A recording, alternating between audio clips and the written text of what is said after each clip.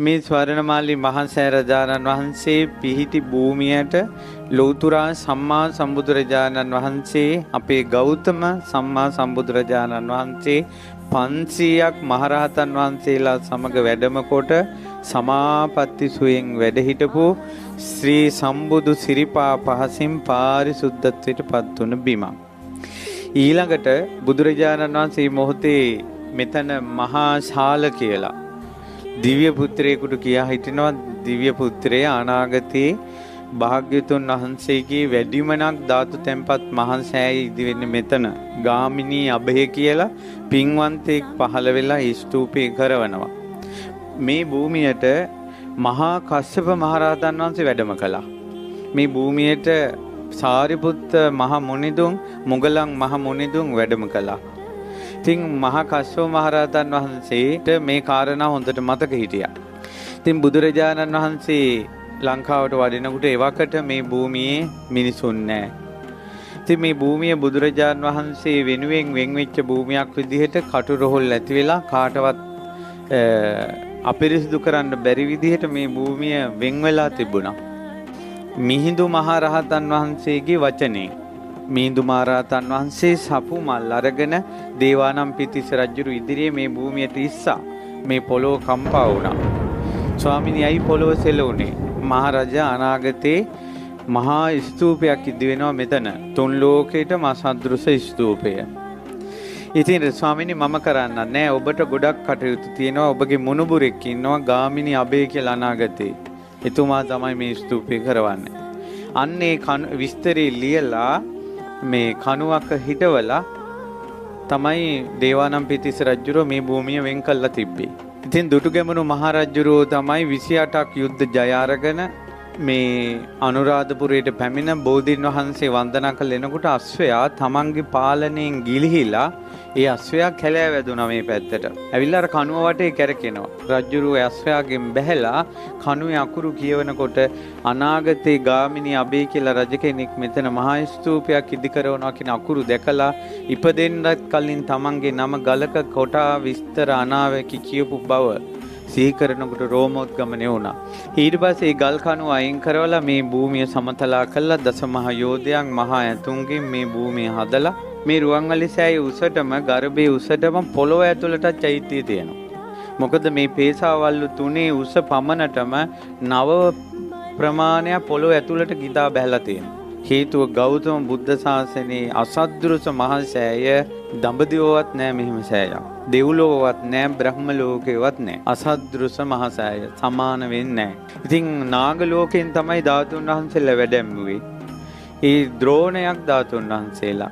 ද්‍රෝණයක් කියලා කියන්නේ බුදුරජාණන් වහන්සේගේ සම්බුදු සිරුරේ සම්පූර්ණයෙන්ම තිබ්බේ ද්‍රෝණ 8යි. 8න් එක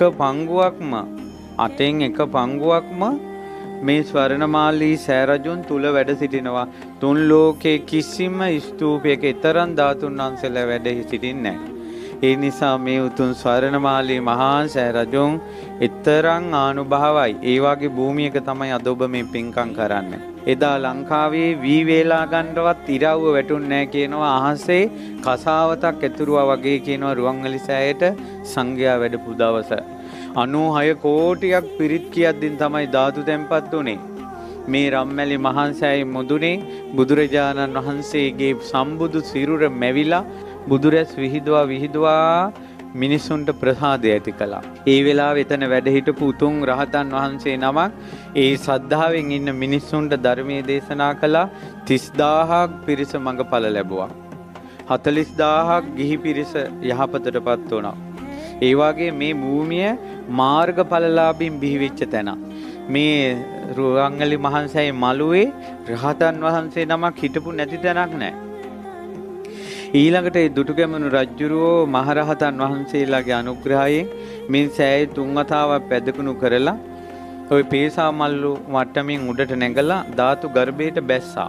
දොරකින් නෙවෙයි ඇතුල් වෙන්න තියෙන්නේ, උඩින් බහින්න තියෙන්නේ මේ සෑරජානන් වහන්සේගේ ධාතු ගර්භයට.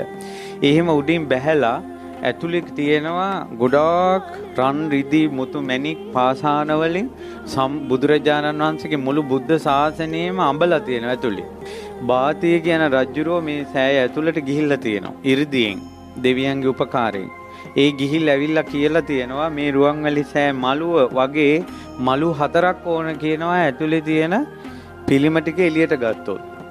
අසූරියන් ධාතු ගර්භයේ ඇතුළත බුද්ධ 이르දියෙන් බුදුරජාණන් වහන්සේගේ අදිෂ්ඨානයෙන් රහතන් වහන්සේලාගේ අදිෂ්ඨානයෙන් දෙවියන්ගේ දිව්‍ය 이르දියෙන් දුටුගැමුණු රජුරුවන්ගේ පුණ්‍ය 이르දියෙන් මේ මළුව වගේ 4 ගුණයක තියන්න ඕන පිළිම රියන් 80 ගර්භය තුල තියෙන. අන්න අසද්දෘසයි. එවැනි වූ සුවිසල් නිර්මාණයක් සහිත ධාතු ගර්භයක් තුන් ලෝකේ කොහෙවත් නැහැ. ඒකයි රුවන්වැලි මහසෑය අසද්දෘසයි කියන්නේ. ඊළඟට රුවන්වැලි මහසෑයේ තව අසද්දෘස බවක් තියෙනවා.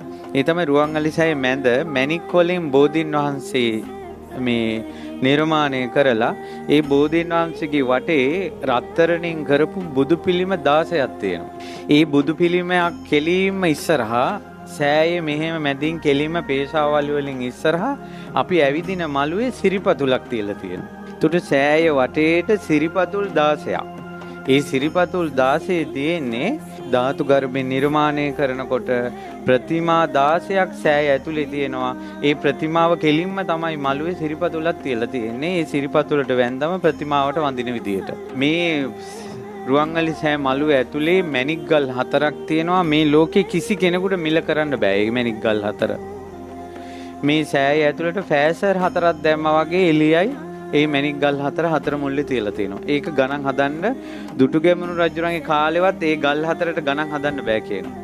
අදටත් ධාතු වංශේ තියෙනවා රුවන්වැලි සෑය ඇතුලේ තියෙන මේ මැණික් ගල් 4 වටිනාකම ඒ රජ කාලෙවත් ගණන් හදන්න බෑ කියලා. ඊළඟට දුටුගැමුණු රජුරෝ සක්දෙවිඳුගේ කරඬුවේ ධාතු ද්‍රෝණයක් ධාතුන් වහන්සේලා ඇතුලේ පැදකුණු කරලා අදිෂ්ඨානයක් කළා මේ උතුම් සෑරජානන් වහන්සේ බොහෝ දෙනාට සිත සල්සන බව සත්‍ය නම් අපි බොහෝ පිං රැස් කරගත්ත බව සත්‍ය නම් මගේ ශ්‍රද්ධාව සත්‍ය නම් මේ ධාතුන් වහන්සේලා කරඬුවේ තියෙන්නේ නැතුව ධාතුන් වහන්සේලා එළියට ඇවිල්ලා බුදුරජාණන් වහන්සේගේ රූපේ මැවෙන්න ඕන කියලා. අර ධාතුන් වහන්සේලා කරඬුවෙන් උඩට මතුවෙලා බුදුරජාණන් වහන්සේගේ රූපේ ධාතුන් වහන්සේලාගෙන් සැකිල්ල හැදිලා 이르දියෙන් මස් නහර කෙස් පවා පිහිටියා. තුන් ලෝකෙම බුදුරජාණන් වහන්සේගේ රූපේ ඒ විදිහටම මැවිලා තියෙනවා ඇතුලේ මේ රුවන්වැලි මහා සෑරජාණන් වහන්සේ තුල. ඇස්පිය හෙලන්නේ නැති මොහොත පමණයි තොල් පොට සංගල සොලවන්නේ නැති මොහොත පමණයි හුස්ම ගන්න නැති පමණයි එපමණකින් බුදුරජාණන් වහන්සේ පිරිනුවම් පාලා අර රූපේ විදිහටම රුවන්වැලි මහා සෑය ඇතුලේ තිබෙනවා. මේ බුදුරජාණන් වහන්සේ මුණ ගැහෙනවා වගේ එන්න සුදුසු තැන. ලංකාවේ මිනිස්සු බුදුරජාණන් වහන්සේ මුණ ගැහෙන්න එනවා නම් එන්න ඕන සුදුසු තැන තමයි ස්වර්ණමාලී මහා සෑරජාණන් වහන්සේ. තමන්ගේ ජීවිතේ ශෝක සංතාප නිවා ගන්න සුදුසු තැන.